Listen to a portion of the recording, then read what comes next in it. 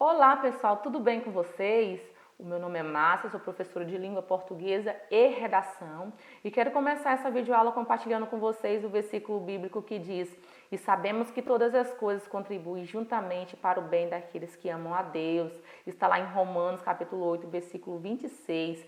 Tem uma aula abençoada e muito produtiva. Vamos lá para a aula? Bom, o primeiro conteúdo aí é sobre frase e oração. Eu fiz um outro videozinho que fala detalhado a respeito de frases, né? Mas vou resumir para vocês aqui. A frase é uma unidade comunicativa que tem sentido completo. Ou seja, a frase ela tem que passar uma informação, tá? E ela tem que ter sentido. E a frase ela pode ser dividida entre frase nominal, que é a frase que não possui verbo, né? Na formação da frase não possui verbo. Um exemplo aí é muito bonito isso, hein? Vocês podem observar que não há verbo nessa frase, então ela é frase nominal. E a frase verbal, ela possui verbo em sua construção, tá bom? O exemplo aí é o bolo de Antônia ficará lindo, então eu tenho o verbo ficar aí, né? E agora vamos ver sobre oração. A oração tem algumas frases que ela tem sentido completo, né? E tem verbo ou uma locução verbal, né? No caso das frases verbais. Quando essa frase ela tem um verbo, eu digo que tem uma oração. Quando tem dois verbos, eu digo que nessa frase tem duas orações. Se tem três verbos na minha frase, tem três orações. Ou seja, a quantidade de verbo é a quantidade de orações, ok? Vamos ver o exemplo. Murilo brincou no parquinho. Eu tenho um verbo, o verbo brincar. Então, possui uma oração, tá? Hoje levarei o Murilo ao parquinho e ele brincará bastante, né? Hoje levarei o Murilo ao parquinho, ele brincará bastante. Eu tenho aí dois verbos, o verbo levar e o verbo brincar, tá? Então, se eu tenho dois verbos, eu tenho duas orações, tá? A próxima frase é: amanhã levarei Murilo ao parquinho, ele brincará com a Carol, porém serei cuidadosa. Então, eu tenho o verbo levar, o verbo brincar e o verbo ser. Três verbos, portanto, três orações, ok? Vamos para o próximo conteúdo. O próximo conteúdo é período. O período ele é formado a partir das orações, tá? Se eu tenho uma oração, eu tenho um período simples, tá? O período simples ele é formado por apenas uma única oração, ok?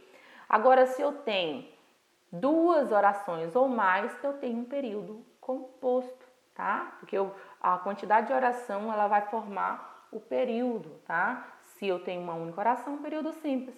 Se eu tenho duas ou mais orações, período composto, tá? Exemplo aí. Exemplo de período simples. O almoço hoje será um assado. Eu tenho um verbo aí, portanto, eu tenho uma oração. Na segunda frase aí, crianças precisam de amor e de disciplina. Eu tenho um verbo precisar, um único verbo, então uma única oração, portanto, um único período, período simples, tá? E no exemplo de período composto eu tenho: quando o demitir, sua vida ficou sem sentido. Então aí nessa frase eu tenho demitir, o verbo demitir e o verbo ficar. Eu tenho dois verbos aí, portanto, duas orações, período composto. Comprarei aquela bola para presentear meu filho. Eu tenho o verbo comprar e eu tenho o verbo presentear. Portanto, na frase são dois verbos, duas orações, período composto, ok? Aí eu tenho exemplos, tá? Eu vou ler aqui a historinha para vocês e vou destacar algumas frases, tá? No primeiro quadrinho aí eu tenho o Cebolinha correndo desesperado, né? E ele vai em direção do Cascão e fala: Cascão, me ajuda! E o Cascão, a ajuda do Cascão dele, a ajuda do Cascão foi pedir socorro, né? Então o Cascão saiu gritando: socorro, socorro! E a Mônica atrás com o coelhinho dela. Então, eu vou destacar para vocês aí no segundo quadrinho, a palavra socorro, né? Ela é repetida duas vezes e ela forma uma frase. Por que ela forma uma frase? Porque ela comunica algo. Comunica ou não comunica? Sim, né? Ele está pedindo socorro, né? Ele está com medo, ele está em perigo, né? A Mônica pode pegar eles a qualquer momento.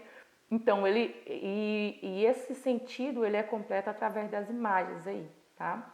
Então, socorro, socorro, frase nominal.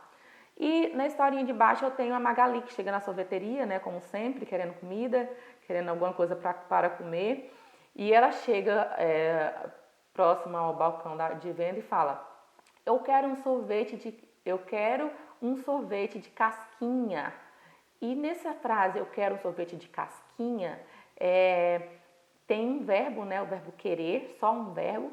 Então se trata de uma oração, né, e automaticamente um período simples, né? Então, é um verbo na frase, então se trata de uma oração e um período simples, tá bom? E ele fala com quantas bolas, e ela todas, né? Então, tanto a frase do vendedor com quantas bolas, quanto a frase dela todas, se trata de frases nominais, e a gente só consegue compreender o total sentido dela através das imagens, né? Por exemplo, todas, se eu chego em você e falo todas, você não vai compreender. Mas aqui fica claro porque no quadrinho anterior, a conversa dela com o vendedor deixa claro que esse todas se trata das bolas de sorvete, ok? Aí, lá mais em cima eu tenho uma tirinha da Mafalda. Eu gosto muito da Mafalda, que ela é um pouquinho crítica, né? Eu gosto bastante desse personagem. Ela diz no primeiro quadrinho: eu era assim e já ouvia dizer que o país estava em crise. Então ela faz um tamanho ali para mostrar que daquele tamanho ela já ouvia falar que o país estava em crise. Depois ela mede, né, coloca a mãozinha na cabeça dela e fala: agora eu já sou assim e continuo a ouvir dizer que o país está em crise. Aí ela fica pensativa, e aí ficou em dúvida e faz uma pergunta: a crise terá hormônio de crescimento até chegar aonde, né? E você pode observar que nas três falas aí existe mais de um verbo, né? Por exemplo, no primeiro quadrinho aí o verbo ser, né? Eu era, ser é uma locução verbal ouvia dizer, né? E o verbo estar, né? Então essa frase aí se trata de um período composto, ok? Então é isso, obrigada, até a próxima aula e fiquem com Deus.